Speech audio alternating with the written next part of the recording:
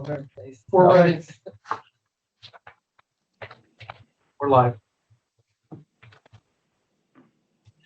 New York Racing Parimutuel Wagering and Breeding Law, Section 102, provides that the New York State Gaming Commission shall consist of 7 members appointed by the governor, by and with the advice and consent of the Senate. 4 members having been confirmed by the New York State Senate are necessary to afford the commission an ability to establish quorum and undertake action. This present meeting of the commission is now called to order. Ms. Secretary, will you please call the roll? John Crotty, Here. Sylvia Hamer, Here. Martin Mack, Peter Machete, Brian O'Dwyer, Here. Marissa Shorenstein, Here. Jerry Skurnick. Here. Ms. Secretary, please have the record reflect that a quorum of qualified members is present, thus enabling the transaction of business. Please note that both Commissioners Mack and Machete had indicated they had prior commitments, which made them unavailable for today. Mr. Chair. Minutes of the commission meeting conducted on August 5, 2025 have been provided to the members in advance. At this time, I'd like to ask the members if there are any edits, corrections, or amendments. Hearing none, Ms. Secretary, please let the record reflect that the minutes were accepted as is. Next item of business is a report of our executive director, Mr. Williams. Today, I'd like to discuss the status of the additional licensing process, the voluntary self-exclusion rule amendments, and conclude with, also include a mention regarding lotteries advertising recognition at the recently concluded NASPL annual conference. With respect to the additional licensing process, all 8 community advisory committees have concluded their work, with 4 projects rejected and 4 advanced for Gaming Facility Location Board consideration. Rejected were the Avenir, Caesars Palace, Times Square, the Coney, and Freedom Plaza. Advanced were Bally's Bronx, Metropolitan Park, MGM Empire City, and Resorts World New York City. The Gaming Facility Location Board is developing a meeting schedule and a work plan that will enable their conclusion by the end of November. Now that the competitive landscape has been established, the next major step regards submission of materials concerning the competitive taxation rate, a statutorily required element of this licensing process. Recall, the request for applications requires each bidder that advances to the Gaming Facility Location Board to complete and return a scenario worksheet and submit additional revenue and financial information. The supplemental material, which will be due no later than October 14th, 2025, will include an amended executive summary detailing the proposed tax rate and rates and changes to revenue and financial information from the original executive summary, a state and local revenue worksheet matrix, which gathers input on various competitive scenarios, including an applicant's estimate of total gaming revenues and gaming tax within each competitive scenario, as well as estimated impacts on existing facilities, an updated summary narrative of total gaming revenue, including an updated summary narrative of total gaming revenue under each scenario, and the gaming revenue impact on existing facilities for each of the scenarios, and a dynamic financial model for 3 competitive models in the downstate market. Additionally, each applicant must submit a full independent market study that explains the model or methodology used to derive their projections, identify the source and robustness of input data, report the results of projections from other projects, including a comparison of the results to actual observed visitation and revenue performance against the most favorable gaming facilities in other jurisdictions for which data are available, and submit a study completed by an independent expert providing projections for all estimated state, county, and local tax revenue for the first 10 years for a variety of revenue-producing scenarios. A guidance and worksheet matrix will be released tomorrow to each remaining bidder. Finally, I do want to note that each of the consultants for financial advisory services, market analysis, and to provide summaries, comparisons, and comprehensive drafting have been engaged on behalf of the Gaming Facility Location Board and are working with the application material. Moving on to the recent annual conference and trade show of the North American Association of State and Provincial License or Lotteries, or NASPL, as they are more commonly referenced. One portion of the annual conference is a recognition of lottery marketing campaigns throughout North America. I'm pleased to report that New York's Division of the Lottery earned top honors in 5 award categories, including digital and social media for multicultural and community engagement, television advertising for multicultural and community engagement, television advertising for lottery and daily numbers games, original music, and digital and social media for responsible gaming communications. New York Lottery was also a finalist in 7 other categories. All award-winning and finalist pieces are resident on the lottery's website. Finally, as I discussed last month, the proposed rule amendments regarding voluntary self-exclusion duties of operators came off a public comment on July 21st. In addition to 3 public comments that were received pre-proposal, 2 additional comments were received during the process itself. Since our August meeting, staff has engaged the other 2 members of the Responsible Play Partnership, the Office of Addiction Services and Supports, and the New York Council on Problem Gambling, to gain their insights and recommendations. We received input from each and expect staff review to be finalized for our October meeting. Mr. Chairman? We go now to the appointment of a new member of the Gaming Facilities Location Board, Mr. Williams.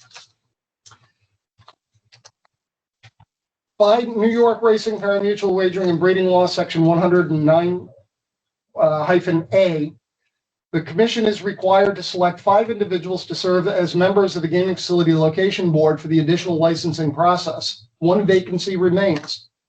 The Commission staff search for qualified, unconflicted individuals to serve has led to the identification of a replacement whose name, biography, and conflicts review has been circulated to members in advance of today's consideration. I'd like to state here today that I personally have talked to Mrs. Cindy Ruby Estrada, our potential candidates, and she has indicated her desire to accept this task. I have told her that it is truly a Herculean task to be doing. Let me say that she can now, after I got through with her, there was no false illusions about the amount of work that will be. Members serve without compensation in a limited license situation.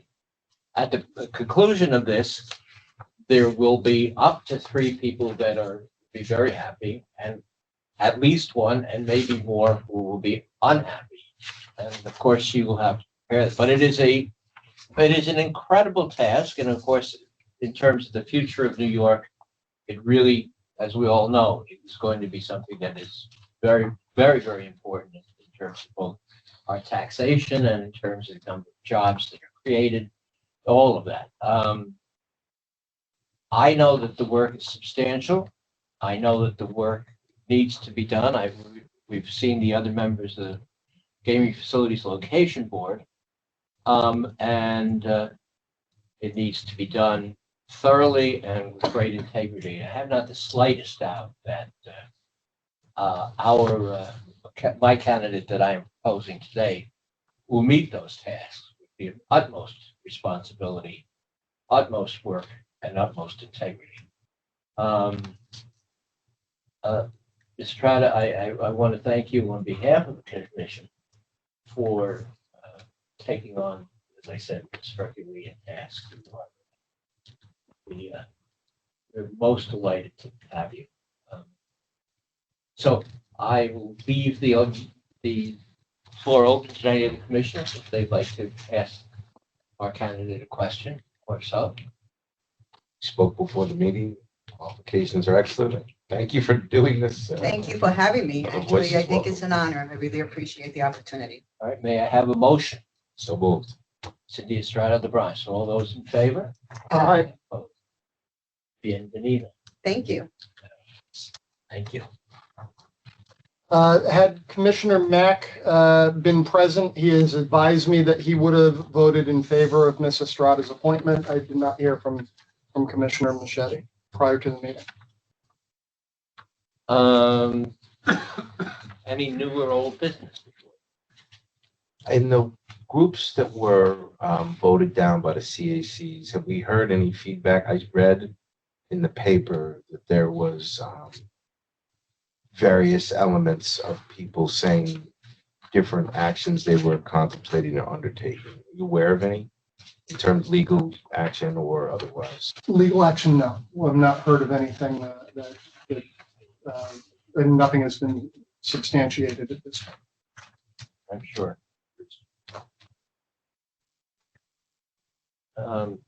Any other items? Hearing none, I just want to make a few reports. As of today, the Community Advisory Committee committees have all completed their work, and the workflow has now shifted to the Gaming Facilities Location Board. Product is in your court. Oh, God, thank you. While the established timeline has the board decision made at the end of November, and it's a rather truncated timeline. The Facilities Location Board comes out with their decision at the end of November. We have to have our decision by the end of December. Because of that, the commission is not waiting until December 1st to continue our work. We have engaged the staff. We are going to have the staff working on the criteria that we need to work on and to certify. To be clear, our job is not to reevaluate or substitute our own judgment as to the siting of the facilities. That is, according to the legislation, in the purview of the Gaming Facilities Location Board alone. We do, however, pursuant to statute, have the obligation to ensure an applicant and certify to the legislature and the public that an applicant recommended by the Gaming Facility Location Board meets the following criteria. That is, will invest the required capital into the gaming facility, illustrated ownership or interest in the land where the gaming facility will be located, pay the license deposit, demonstrated can pay and commit to pay the gaming license fee, demonstrate how it will address the problems of problem gambling, surge, workplace development, community development, and host and nearby municipal impact and mitigation issues. Identify the infrastructure costs of the host municipality incurred in direct relation to the construction and operation of gaming facility, and committed to a community mitigation plan for the host municipality. Identify the service costs of the host municipality, including emergency services in direct relation to the operation of the gaming facility, and commit to a community mitigation plan for the host municipality. Pay the application fee, illustrated compliance with the state building and fire and prevention codes, and formulated a affirmative action program of equal opportunity where the applicant establishes specific goals for the utilization of minorities, women, and veterans on construction jobs. In addition, pursuant to racing, parametric racing, and breeding law, section 1317, the commission also has the obligation to evaluate the suitability of each recommended applicant, included without limitation, integrity, honesty, good character, reputation, financial stability, integrity and background, business practices and business ability to establish and maintain a successful gaming facility, whether an applicant has a history of compliance with gaming licensing requirements in other jurisdictions, whether an applicant is a defendant in litigation, the suitability of all parties in interest to the proposed gaming facility license, including affiliates and close associates of licenses. Practically each one of us have been closely following the transaction of each community advisory committee and have access to complete unredacted materials supplied by each applicant. I know I've already engaged in the facility in the material. I know many of you already have. let me just say, that is a very tall order for this commission to do in 30 days. And that is why I'm now engaging staff on our behalf to start review of those materials so that we can rapidly have the material in front of us once the Gaming Facilities Location Board makes their decisions. We're not going to start anew. We're going to start with all the materials in front of us. It obviously has made it much easier for us now that there are only four people have come across. Like I said before, and I've said before, this is a tabula rasa. There are no front runners or favorites. And unfortunately, we're already seeing things in the media about who's in favor, who's not in favor. Some people are going to may get certain advantages over certain others, and all these things. I'll leave that to the Gaming Facilities Location. It's their decision really to figure that out. Our decision really is to make sure that at the end of this, we are as a commission satisfied that the people that are licensed have both the operational ability and the utmost integrity in doing this. I want to also make sure that people understand here that our mandate is up to 3 licenses. Neither the Gaming Facility Location Board nor this commission is required by law to issue 3 licenses. We can issue no licenses, 1 license, 2 licenses, or 3 licenses. I, for one, will not vote for any license. And if it means no licenses, so be it, unless I am convinced that the person that the entity that I have voted for will have the utmost integrity and ability to operate a gaming facility. In particular, we are required to look at whether an applicant has a history of compliance with gaming licensing requirements in other jurisdictions. Certainly, there are enough allegations that have occurred in the last few years, and some of their licensees or potential licensees that need to be looked at very, very, very seriously. Again, I think there's just a lot of speculation out there about who has first place, who doesn't. I know Mr. Estrada is going to do this like all the other members of the incredibly competent gaming commission that are going to say that this is, everybody starts at the same place. And again, I don't want it out there, and I think we've heard it, that there's going to be 3 licenses. That's not necessarily true. There may be 3 licenses, but I've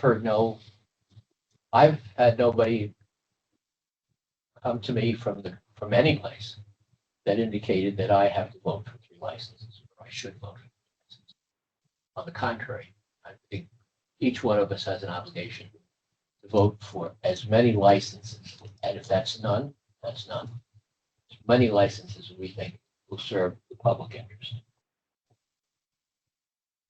As we discussed earlier today, marked the end of the Community Advisory Committee process. At the beginning, the commission procured the services of a consultant firm to manage the CAC process and provide administrative support, technical assistance for the establishment activities of these committees. After public procurement, we select NISTEC, who performed exemplary work in coordinating with the HCACs. Tasks were substantial over the last 3 months. The committees conducted a cumulative 34 public events, including organizational meetings, public comment hearings, and final votes. NISEC's team of professionals ensured each event was successful and concluded in accordance with New York Open Meetings Law. One of the things I know, I spoke at the preliminary meetings, I know Commissioner Skirnick spoke at a number of meetings. And our message was very clear. And I commend the legislature, Chairman Adabo, Chairman Pretlow at that time, in how they fashioned the legislation. The idea was that no community would have a casino shoved down their throat. That until it was deliberately a very difficult process, and it was made to sure that the communities that wanted casinos would have casinos in consideration, and the communities that didn't want casinos would not get those casinos in consideration. And it turned out to be exactly the way it worked. Each group was allowed to make their presentation to the community. Obviously, 4 communities felt that they wanted the opportunity to have a casino in their presence. The other communities have decided that they did not. That's the way it was supposed to work, and it worked beautifully. I commend everybody in the process for how this came about, because, as I said, it was designed by the legislature to do exactly what it was done, and it did it well. Just as a couple of other things, last week, many of our commissioners went out and were able to tour the new facility at Belmont. And we were very, very heartened to see that how much had been done. It was, Commissioner Hamer had a little bit of slow going because her shoes didn't quite make all of the Not good on a poly. Fine on the grass or the dirt. Poly. Not good for you. But we were delighted. I just asked everybody to comment in a second about that, but we were delighted to see that it was doing really well, and that I think they were on time and on schedule, and it looked like it's going to be an absolutely magnificent facility. In my own mind, and Commissioner Hamer had been there with me before, one thing that I noticed was the complete transformation of workers' housing from the time that I went on. And that what was substandard, frankly not very good, has now been turned into state-of-the-art facilities for the backstretch workers. And I have to commend the NYRA and Mr. O'Rourke, Mr. Kosak for their work in that regard. It was truly impressive the way the turnaround in a very short period of time. So far, it looked incredible, but I think New York is going to be very excited about what ends up being there. It's really thoughtful. Project Horse Racing will have something in America that they really haven't had before across the board. The turf courses look great. The dirt courses it was a very impressive facility. Really looking forward to getting that operational as they are too, right? It's nice to be overwhelmed by things. Jerry? I want to add I want to talk about the course that I was more impressed with the course that Commissioner Clardy did not mention, the new synthetic track The poly. that they're going to have there. That's Poly's the going to replace Aqueduct, and I think it's going to very improve winter racing in New York, and hopefully increase the action in And the the winter safety, months. and the safety of the horse. Well, definitely improve the safety of the horses. Yeah. But Really. I was impressed by that. Learn more about dirt than I did. The surface on the poly track was designed by a trainer specifically with the horses in mind. It's actually science of dirt, but it's fascinating. The performance, the drainage system they built on there was without equal. I mean, it was, it should be awesome. It will be. I was very impressed, but I agree with you, Mr. Chairman, from last year to this year, and looking at the facilities for the backstretch workers, that meant a lot to me when I remember years ago. I don't want to mention the many numbers of years ago, but first started out in gaming. I remember the floors being dirt floors and the doors were barely hanging or in place. And now just to see that the way they're treating them now is just with the utmost respect. And to have people traveling around, that's one of the things that they really need is dignity and respect, especially when it comes to housing. So I was very impressed with that. And then also the medical facilities that they have for them now, because healthcare is really important. So just those two pieces were, wow, the whole That's the facility Northwell itself. on facility. Yes, Northwell has exactly. a place right there, yeah. It was Exactly. incredible. So I'm happy about that. I also want to actually, that reminded me that I was also impressed with the health facility that it was built for the horses, the Ruffian Equine Center. I was pretty impressed by that also, with state-of-the-art treatment for the Very, horses. we could use it ourselves, Jerry. Yeah. No, it was very impressive, and I think that hopefully that will relate to, again, a better safety record on the horses. Perhaps Northwell for horses for combine the two. They were doing very well. Thank you all for that, and I'm sure we will follow up in another, next year we'll have another meeting, hopefully, just in time they're gonna get going. I just very quickly, in my space as chairman of basically the Standard Bread Fund, I'm happy to report that everything is going really well. And for the first time, with Commissioner Ball from the Agriculture, we over the course of the last few years, unfortunately, have lost harness racing at the county fairs, which when we were kids was very much part of the county fair. For the first time, we've reversed that. We're going to have 3 more county fairs using harness racing, and I think that's just really good. And we're making incredible progress there. We gave a substantial grant to 4-H, and to see the kids presenting their projects to us was really quite impressive. It's again another turnaround, I think.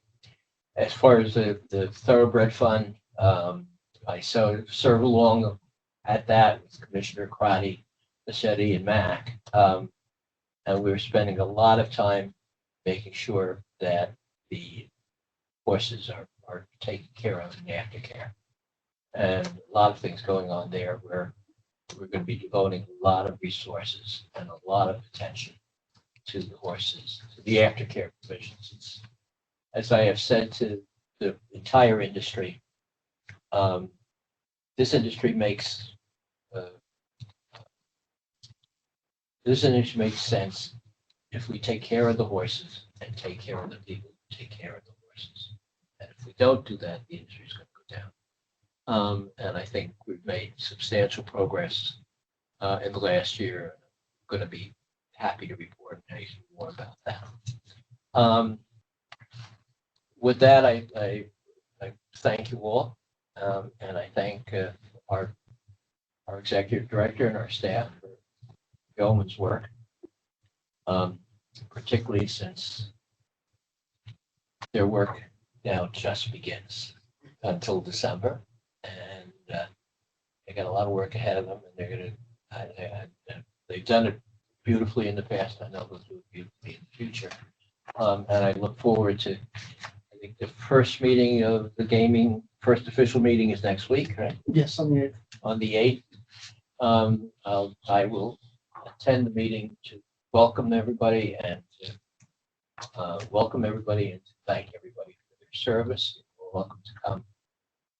And then pursuant to what I think is my statutory obligation, I'll get out of there and let them to their work. But I think it's important that we thank them.